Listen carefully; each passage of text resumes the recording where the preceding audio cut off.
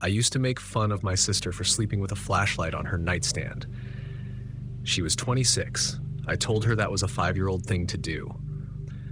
I want that on the record because I am not someone who scares easy, and I am definitely not someone who believed in anything under a bed except dust bunnies and maybe a missing sock. I just moved into a 1-bedroom place above a laundromat in a small town outside Erie. Cheap rent, thin walls, the kind of building where you hear the guy upstairs walk to his kitchen at midnight. I worked nights stocking shelves at a grocery store, so my schedule was already backwards from everyone else's, which I actually liked. Quiet apartment during the day, nobody bothering me, in bed by 9 a.m. like clockwork. About 3 weeks in, I came home from my shift around 6:40 in the morning and noticed my bedroom door was open a few inches. I always closed it, not paranoid, closed, just habit closed, same way some people always lock their car. I figured I'd forgotten, chalked it up to being tired, and went to bed without thinking twice. It happened again 4 days later. This time, the lamp on my nightstand was angled slightly toward the wall instead of the room. I remembered turning it the other way that morning before I left for work. I stood in the doorway for a solid minute just looking at it, and then I did the thing every horror movie tells you not to do. I told myself the building probably had some vibration from the laundromat downstairs, and the lamp had just shifted. Dryers running all day, old building, old floors, made sense to me at the time. The first night I actually heard something was a Tuesday, 4:13 a.m., according to my phone, which I remember because I checked it the second I woke up. It was a small sound, almost nothing, a soft scrape like fabric dragging across wood. I lay there in the dark, convincing myself it was the radiator, even though my radiator was nowhere near the bed. I didn't get up. I didn't look. I just pulled the blanket higher and told myself I'd deal with it being a weird apartment in the morning. This is the part I'm embarrassed about. Instead of looking under the bed, instead of calling anyone, I bought one of those motion sensor nightlights and stuck it under the bed frame myself, like that was a reasonable solution to a sound I couldn't explain. I told my coworker Danny about it the next night at work, half joking, and he said I was an idiot and should just check. I told him I would. I didn't. 2 nights later, the scraping came back, except this time it didn't stop when I shifted my weight on the mattress like it had before. It kept going slow, deliberate, like someone repositioning. I felt the frame shift slightly under me, just a centimeter, the kind of thing you'd miss if you weren't already wide awake and terrified. My nightlight had somehow gotten knocked onto its side, the beam pointing uselessly at the wall instead of the floor.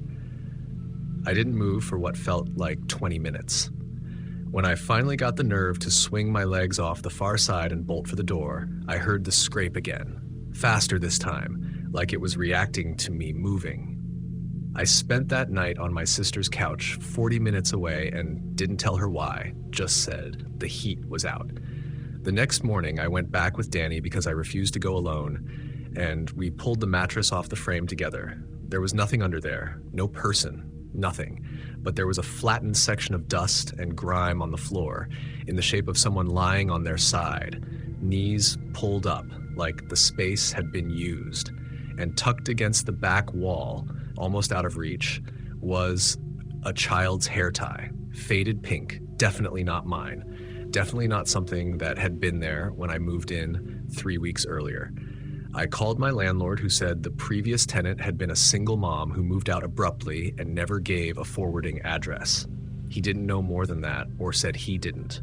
I moved out at the end of that month, 6 weeks early, ate the lease penalty without complaint. I never figured out who or what had been using that space under my bed, or why or where they went after I started sleeping at my sister's 3 nights a week. I still check under hotel beds now every single time, flashlight and everything, and I don't care who thinks that's a 5-year-old thing to do.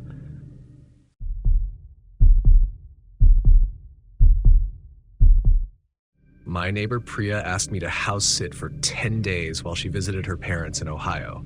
All I had to do was feed her cat, Mochi, water 2 plants, and sleep in the guest room, since her place had better AC than mine during a brutal July heat wave. Easiest favor in the world. I've never been the type to get spooked by an empty house. I grew up the youngest of four, so quiet houses always felt like a luxury to me, not a threat. Mochi was a sweet, lazy cat who mostly slept on the windowsill in the living room. On the third night, though, he wouldn't come near the guest room at all. I called him from the hallway, and he sat at the edge of the kitchen tile, refused to cross onto the carpet, just stared past me into the dark room with his ears pinned back. I figured cats are weird. Maybe he smelled something off. Maybe he just didn't like a stranger sleeping in his territory. I left a bowl of food in the hallway instead and didn't think much more of it. 2 nights later, I woke up around 2:50 a.m. to a cold patch on the bed right at my feet, like someone had left a window open and the AC was blasting directly on that one spot. The rest of the room was normal, even a little stuffy.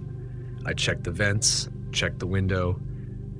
Everything sealed. I told myself the AC unit was probably just blowing unevenly and went back to sleep with my feet tucked up away from the cold spot, which in hindsight is a strange compromise to make with yourself instead of just getting up and turning a light on.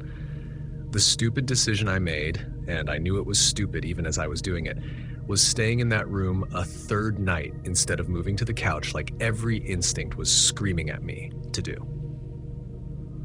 I told myself it would look weird if Priya came home and the guest bed was untouched while I'd clearly slept on her couch the whole time, so I stayed.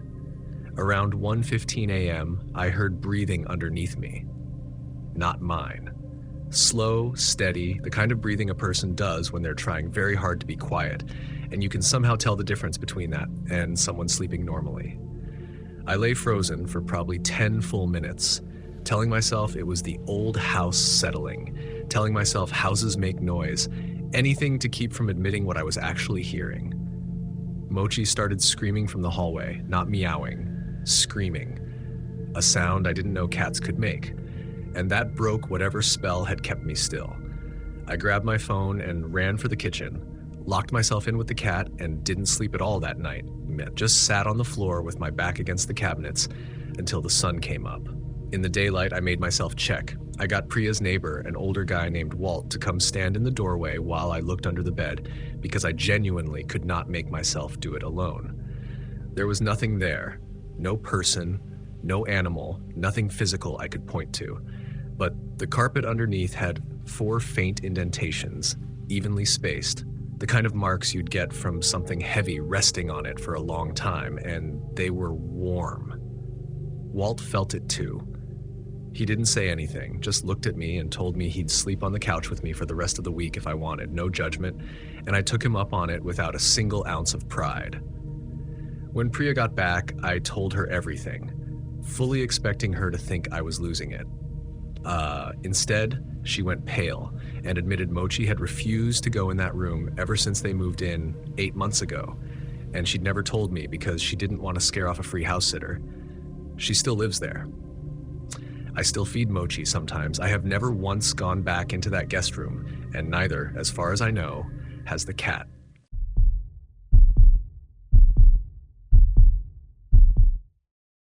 I drive long haul for a regional produce company, mostly overnight runs between Ohio and Tennessee, and I've slept in more cheap motels than I can count. You get a feel for which ones are fine and which ones make your skin crawl a little, and honestly, most of that is just bad lighting and old carpet smell. Nothing supernatural about it. I want to say that up front because I've told this story before, and people assume I'm the type who sees ghosts in every flickering vacancy sign. I'm not. I'm the guy who falls asleep with the TV on and doesn't stir for 8 hours straight, every time, no exceptions, until that one stretch outside Knoxville. The motel was the kind of place with a hand-painted sign and a manager who lived in the unit next to the office. Room 114, end of the row. Nothing remarkable about it except the bedspread had a cigarette burn shaped almost perfectly like a comma. I checked in around 11 p.m., dead tired from a 14-hour run, and was asleep within 20 minutes. I woke up at 3:08 a.m. because something tugged the bottom corner of the sheet, hard enough that it pulled loose from where I'd tucked it under my feet. I assumed I'd done it myself rolling over, even though I don't usually move much in my sleep, and tucked it back in without turning on a light. Truck driver logic: you learn to fall back asleep fast, or you don't survive the schedule. It happened again the next night. Same room, because I'd booked 2 nights to break up the drive. This time it wasn't just the sheet. Something brushed against my ankle, light, almost ticklish, gone before I could even fully process it. I sat up, turned on the lamp, checked the floor, checked under the bed with my phone flashlight half-heartedly from a sitting position without actually getting down on the floor to look properly. Nothing. I told the front desk the next morning, mostly as a joke, that my room might have mice, and the manager, a tired-looking guy named Gerald, didn't laugh. He just said he'd send someone to check and didn't quite meet my eyes when he said it. The dumb decision. And my dispatcher actually offered to reroute me to a different motel chain for the 3rd night, no extra cost. Was staying in 114 anyway because I didn't want to deal with rebooking and honestly didn't believe anything was really wrong. Around 2:30 a.m., I woke up to the distinct feeling of weight shifting on the mattress near my feet, like someone had sat down on the edge of the bed. I didn't move.